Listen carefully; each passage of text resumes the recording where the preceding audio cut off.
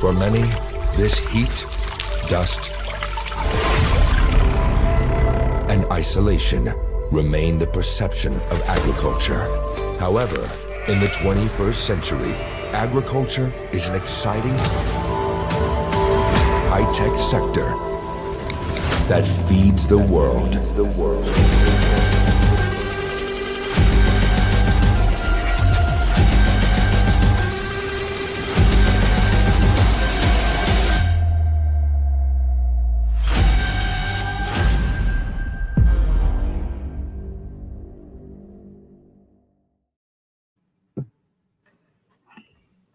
Good morning.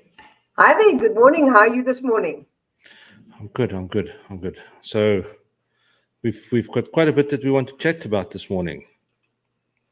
Yes, it's spring brings new things for the deciduous industry, but it's also bringing our citrus industry to an end.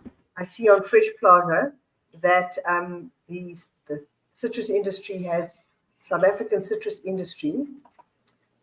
The South African citrus industry has closed their EU exports for the year. Okay. The article is on Fresh Plaza. I think it's actually, I've got it there on the screen. So if you want to share that, you can share that. So you can see that is official news from Fresh Plaza. And it's Dion Hubert, CGA Special Envoy Market Access and EU Matters. He has shared this information. And yeah, so their last exports will be on Friday, the 15th of September. So basically, that was last week. Okay, so how does this work? Do they send out a notice to all the growers stating that please do not pack for EU anymore, or how does that work? From what I know, and I speak under correction, but every year they make a call on this. The Citrus Growers Association makes a call on when to end the EU export. They make a call on a particular date when they are thinking that, controlling all the phytosanitary problems, as it gets later in the seasons, the problems tend to get more difficult to control. So this is a self-imposed thing by CGA that they make a call out and they say, okay, no more now for the season. So it's incredible to see how our citrus industry is kind of self-governing itself on that. So, they are so aware of all these problems with the phytosanitary issues so that they make the call themselves. They don't wait for someone else to tell them. Okay, fantastic. And if you can pop that link in the chat quickly, then I can post it in the comments. See if I can post it in the comments. It will be something new to try. Here we go. So that is you can see more information about that. Yes. So the CGA and FPEF's announcement also allows the Northern Hemisphere to take advantage of current excellent marketing conditions. In the spirit of budding cooperation with European citrus producers, notably Spain, the South African industry now hands over the handling of citrus demand to the Northern Hemisphere. So there's definitely a spirit of cooperation between the countries, between the Southern Hemisphere exporters and the Northern Hemisphere producers and exporters. So that because when there's a changeover of the seasons, the Northern Hemisphere starts to produce, and the counter-season advantage, basically they step back and allow the Northern Hemisphere to get going, which is a very fair way of doing this. And I know that one of the issues at the moment are phytosanitary trade barriers, and we've been having a lot of trouble with that. That there have been comments from Europe. We all know about the whole issue with the false codling moth change in regulations last year, and also the citrus black spot. Yes, so the false codling moth was an issue last year, and that legislation, despite requests to change it, has not been changed. And that is ongoing. And then this year, the citrus black spot has also become more and more of an issue. So also, you never know what to believe. But here is another article on Fresh Plaza. Let me just see if I can add it here. If you can remove that other one, and then I can just share the next screen. See if I can remove it. Hold on. Okay. Let me show present. Here we go.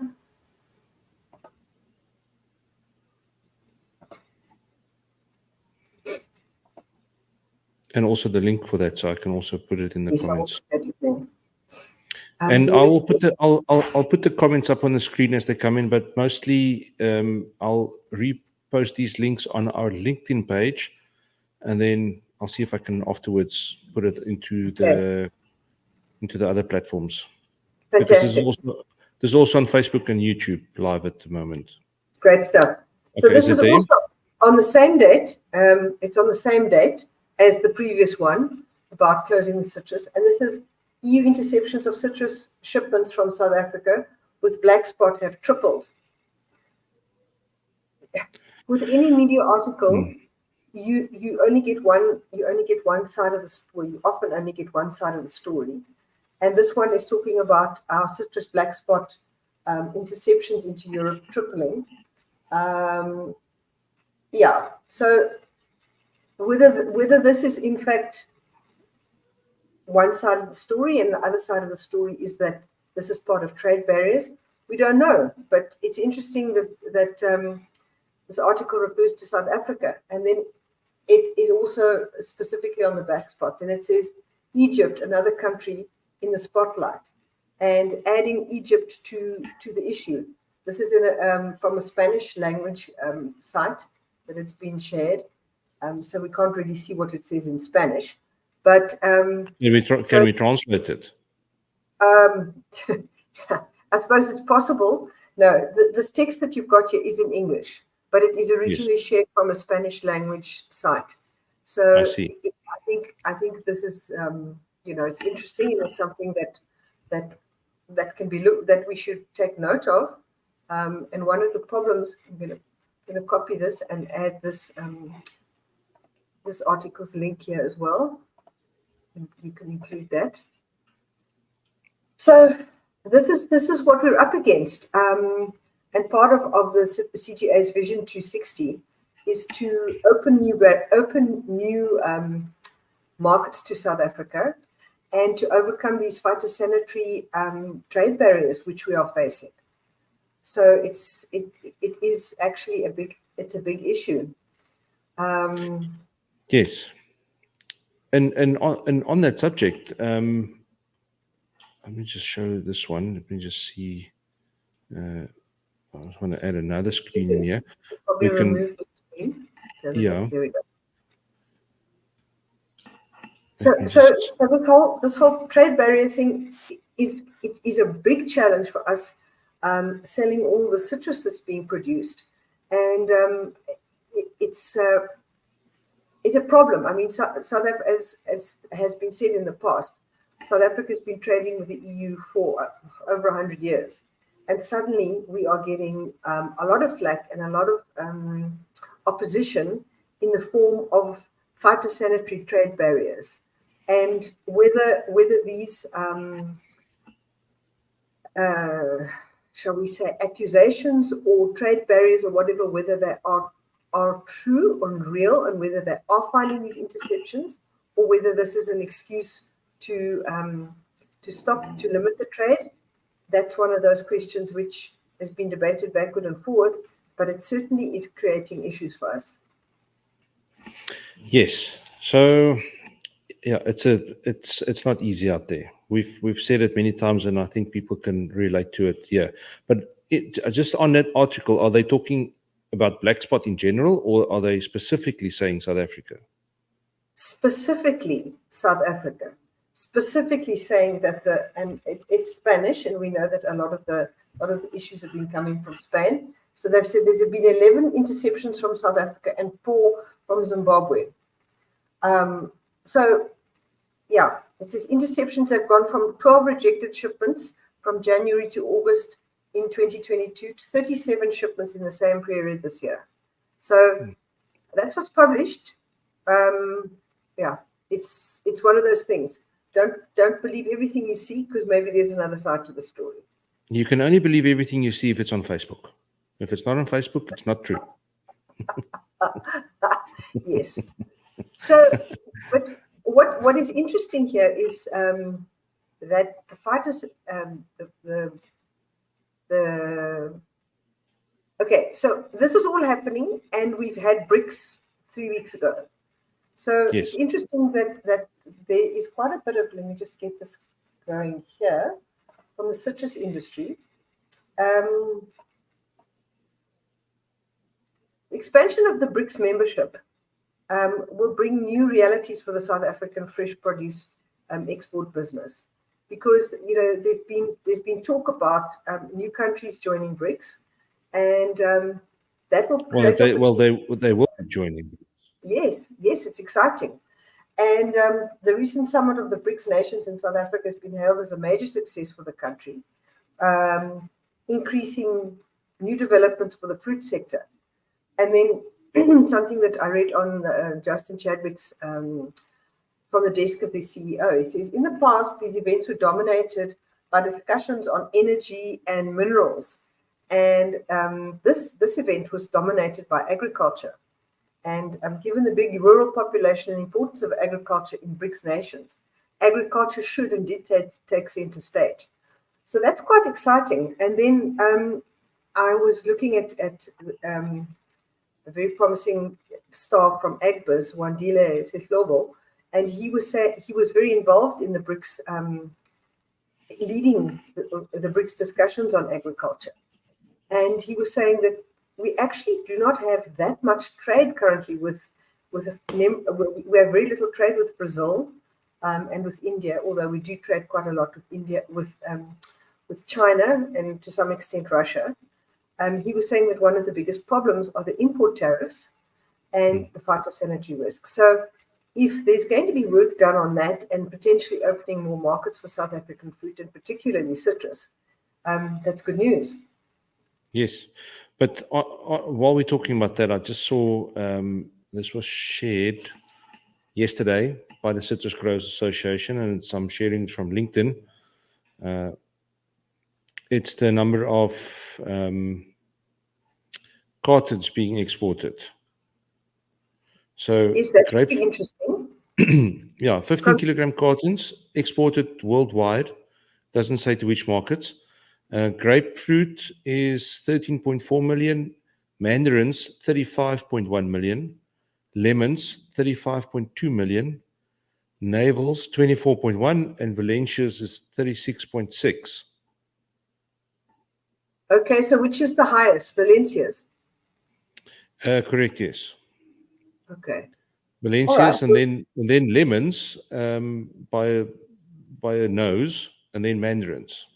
Okay, so those are the three that are kind of leading the field. Yeah, it's interesting. The Valencia's traditionally have always been a big market. I mean, from South Africa and from all the other citrus producing countries.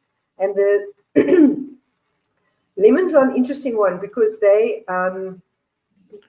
always growing and people always use lemons. And interestingly, lemon is a fruit, but it is used in so many different culinary, it's often used not as just as a fruit. It is used as an additive to foods in very different ethnic culinary detergents, cosmetics. Exactly.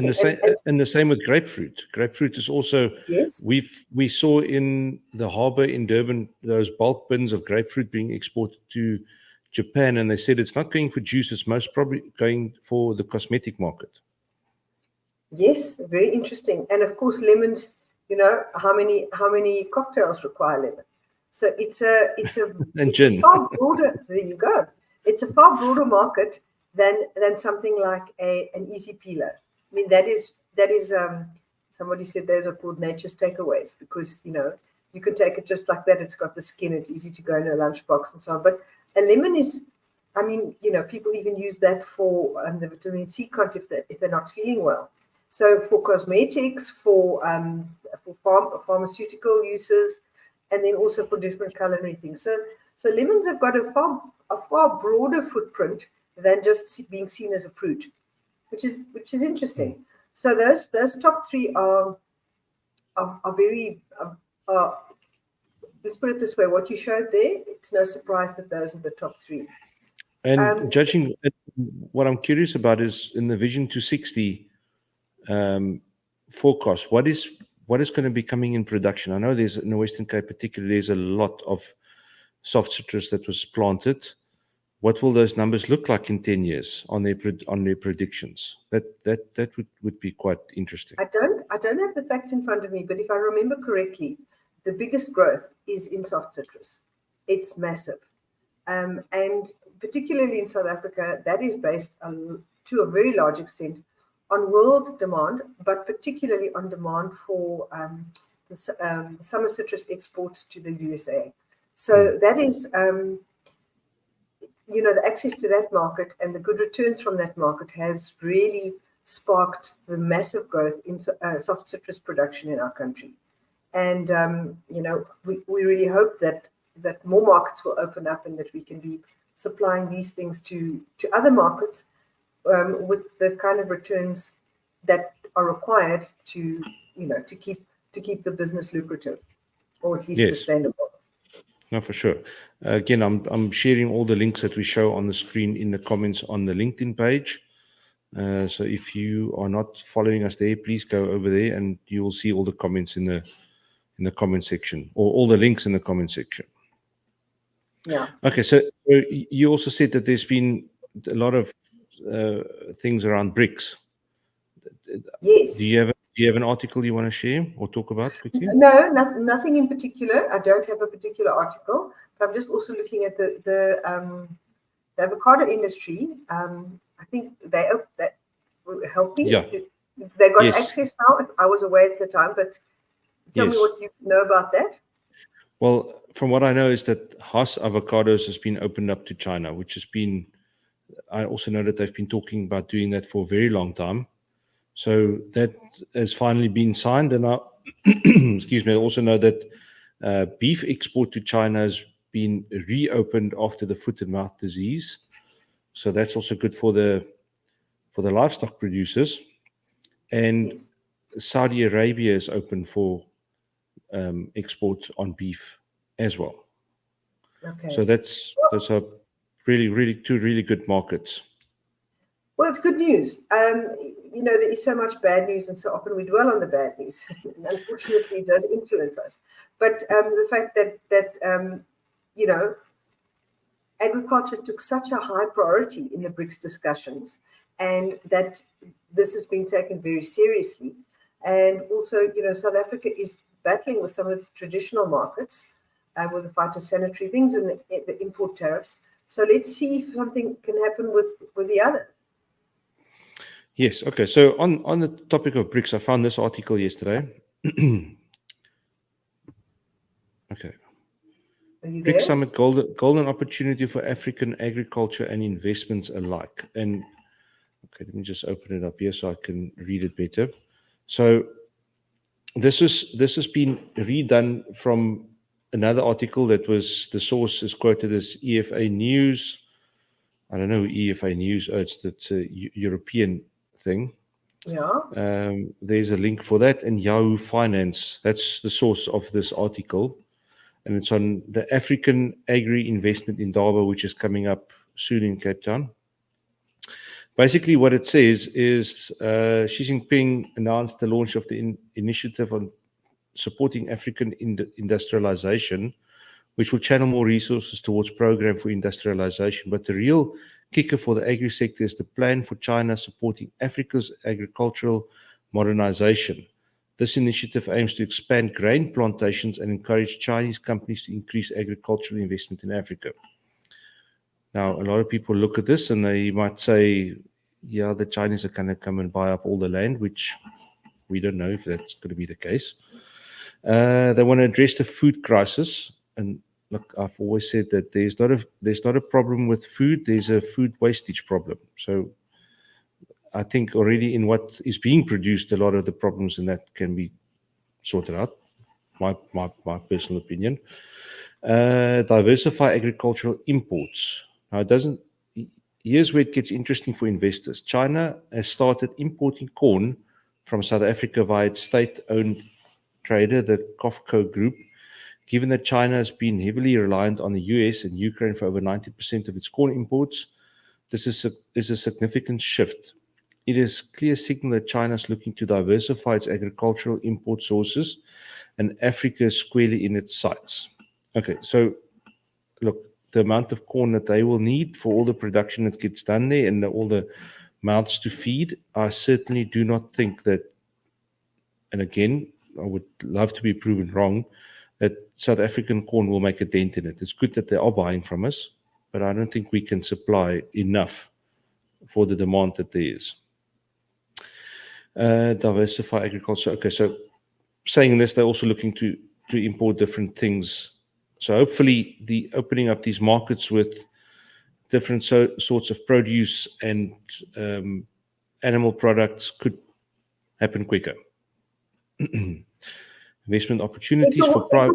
It's all potentially good news, and I think there's definitely a shift in the world.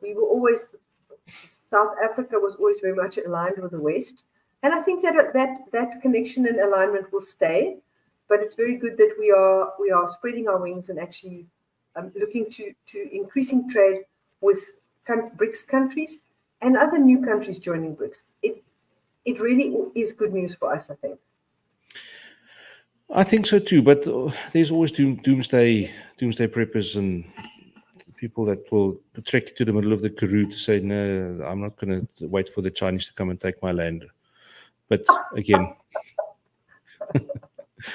you get weirder things. Yes. Okay, let me just copy this. But I think the wrap up from today's conversation is that yes, we are getting headwinds from traditional markets, but there's also opportunity for new markets, especially for the citrus industry, and especially for the vision and initiative of Vision 260. It's good to know that there's going to be opportunity in new markets for the South African citrus industry. Yeah, and on just to where's this thing? I just want to show this also, and I've literally saw this now before we started talking. People leaving the country because the grass is greener on the other side. It's because there's more excrement. I want to keep it keep it. This is a post from Citrus Australia, and I had a very quick look on their pages and on Nathan Hancock, who's the CEO's LinkedIn. I couldn't see anything, and it was just before we went live, so I didn't go look much further. This is literally all I saw. Citrus Australia CEO Nathan Hancock made a last-minute trip to Canberra last week for an emergency meeting with the coalition and other peak bodies on amendments to the Water Act, which includes the re-implementation of government buybacks. Hancock said the meeting was a chance to stand up for communities across the Murray-Darling Basin. Horticultural industries along the basin will be hit hard if proposed changes to buybacks go ahead. These industries are the lifeblood of the basin communities. When they suffer, the whole community does. So it's, again, I don't know what it is. It looks like it's something newsworthy that it's not just South Africa that's got problem with water rights. It's the first world countries as well. Absolutely, and I think let's, in the spirit of spring, let's look forward and be positive, and let's hope that there are new opportunities that come out of the woodwork for South African citrus, and it looks like for others, and that the BRICS conference will bring us closer to the existing BRICS countries and also to the potential new ones. Yeah, so again, just to touch base on that thing, if people have got any direct news or links about that, please send it to us. We don't have to just talk about what we find interesting in South Africa. It can be other countries also. Yes, thank you. Well, thanks very much for the chat. And we are really enjoying this, and we hope that we are finding some viewers that find this interesting. And please join us again tomorrow morning. Yes. Okay. Here we go. Thanks Cheerio. so much. Have a great day.